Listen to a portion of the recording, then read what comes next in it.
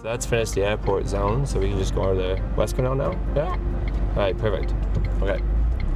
University of British Columbia students are looking into air quality in Quesnel. Matthew Wagstaff and Amy Wang operate and monitor mobile and fixed integrated nephelometers. What's that you say?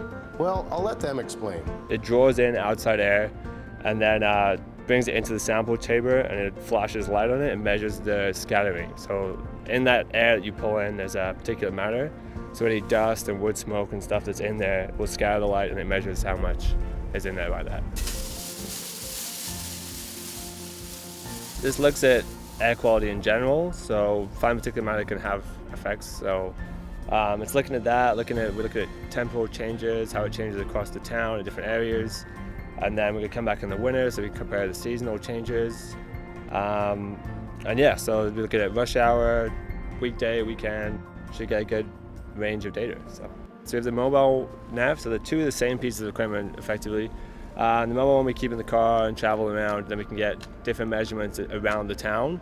But to offset that, because there might be changes with time, we want a fixed site so we can see how it's changing throughout the day, so then we can use that to compare our data to see if it's changing because of space or it's changing because of time.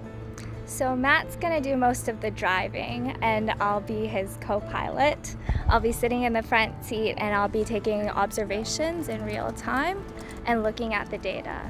One of the main points of taking these air quality readings is to compare data with Smithers to see if a wood stove exchange program would be worth doing in Quesnel. I'm going up to Smithers in 2 weeks to do another 2-week program up there.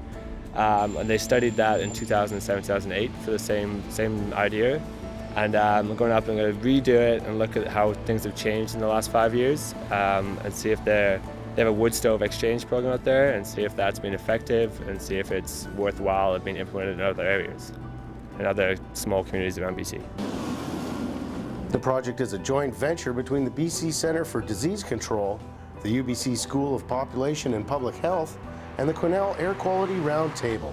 And while these instruments do give an accurate overall reading, they're not actually capable of distinguishing the difference between the emission types and sources. We can only tell total emissions. Reporting for Go, I'm John McKenzie.